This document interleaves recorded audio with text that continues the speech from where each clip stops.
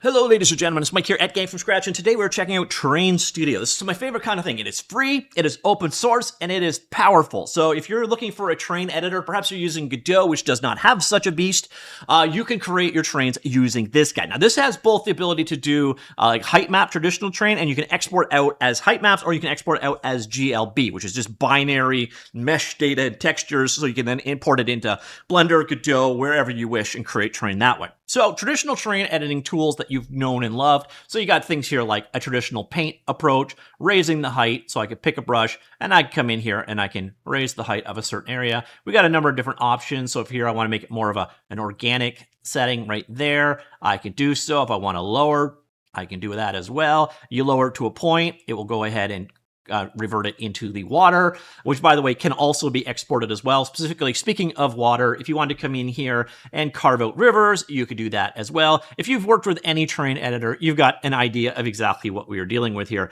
Now, there's some cool things here too, and especially if you're using this also to create like planetary systems. So if you're making like a 4X games or whatever, you can actually view things in a planetary mode as well. So here you can see a top-level planet view of your system right there. By the way, you can toggle the interface down so you can see it. You set things up like so you can change things out at that level.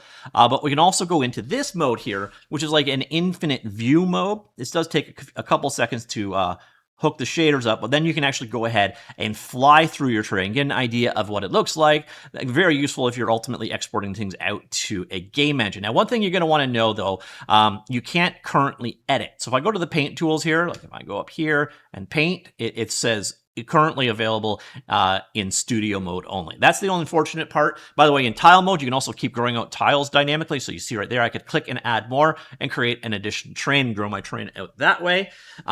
It's a very capable editor in that regard. Let me just turn that mode back off. On top of that, we have other options here. So, for example, we could have clouds, set up our cloud level. Let's go ahead and enable some clouds here.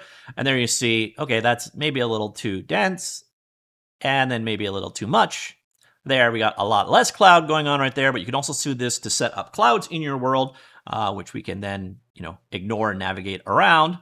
And then you notice it automatically bridged the two tiles when I created more. And again, if we want to create more tiles, we can just basically go off into another direction, create it there, and you can just keep growing out your terrain via tiles. On top of that, you've got control over the lighting and the skybox as well. And then we get into the color side of things, and here you're going to notice you got your exporting side of things. You've got a ton of functionality here. So if you want to slot this into your tool chain pipeline, you've got the ability to export out here as GLB, GLTF, or as OBJ. In most modern engines, you're going to want to just go ahead with GLB. You can pick how the resolution that you wish to use for the mesh itself. You can have it, how it's going to export out. You can also have it bake all of the textures out for you. And then you can also go ahead and export out the height map. So if you're using a different terrain system, you can have it create it through the height map. You can have it create the collision mesh, which is important. So if you're using this in like Godot, you automatically have collision detection so you won't fall through the mesh and so on. You can have it export out the water, which generally you're going to want to do unless you're using your own custom water system. And then you can even, for the water maps, have it export out a bunch of data around the water there. Like, so you've got like the shoreline. So if we come down here, you're going to notice the shorelines are like, so the water is turning into foam near the shoreline.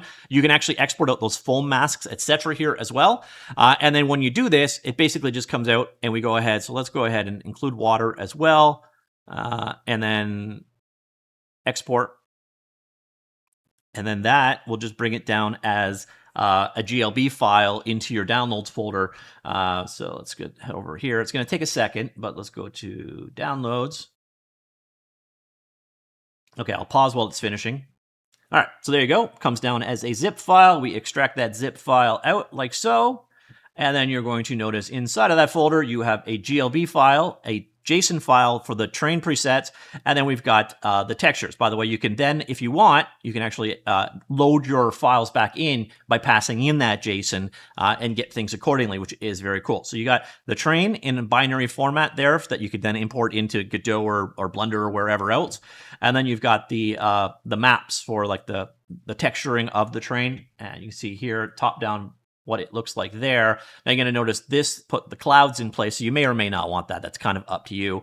But it gives you an idea of exactly what the train ultimately looks like. And on top of that, we've got a number of different controls over here. We can change the chunk sizes, how things are assembled. Then we can also come in here and delete the tiles that we don't want. So if I want to get rid of all those other tiles, I can easily do that as well. I got a couple settings over here that just basically show you the performance. You can set up things like LOD, streaming water, and so on. So if your performance, if this is lagging on your machine, there is in-depth amount of settings there.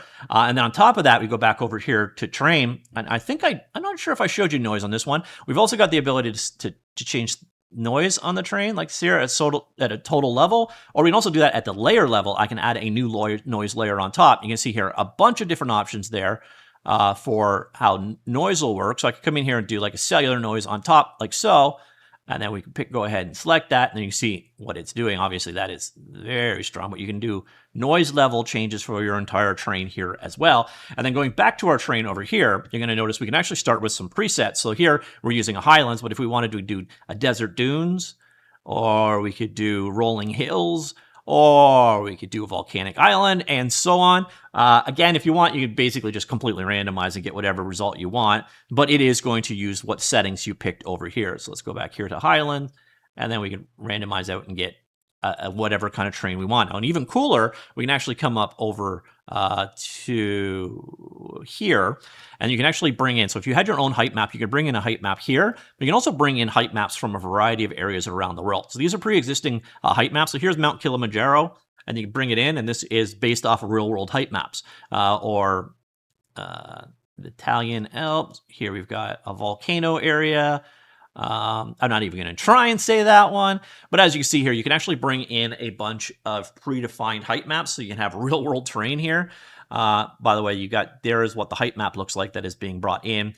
And then of course you could still come in here with the real world thing and then edit it. So here I want to cut a river through this mountain. I can basically use the carve tool, for example, and that's kind of the idea behind it. It is a really cool tool. And then again, the fact that it has this ability to come in here and like free flow fly around in the world like this, that is really neat. You can also, again, change out the time of day. So let me hit escape, and I can do the time of day. We can see what it's like at different daytime, nighttime views, and so on. And then also, again, there's that planetary view like so, where you can see it at a planetary level. And you can also make edits entirely at this level. So you can see here, I can actually go ahead and say, change that down there.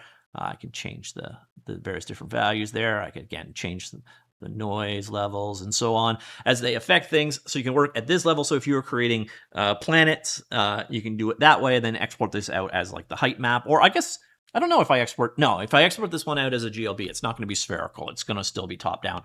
So I think this is mostly for viewing what different perspectives will look like for you. So if there's something you want to go ahead and check out, there's basically no barrier of entry because this is a web app. You could go ahead and check that one out at trains.zyfod.dev. That's zyfod.dev. As I mentioned earlier on, this is an open source project. It is under the MIT license, which means you can do pretty much whatever the heck you want with it. So that's it, basically. Zyfod Terrain Studio, again, runs entirely in your browser. It's a cool project. I like what they've done here. I'm curious what you think of it.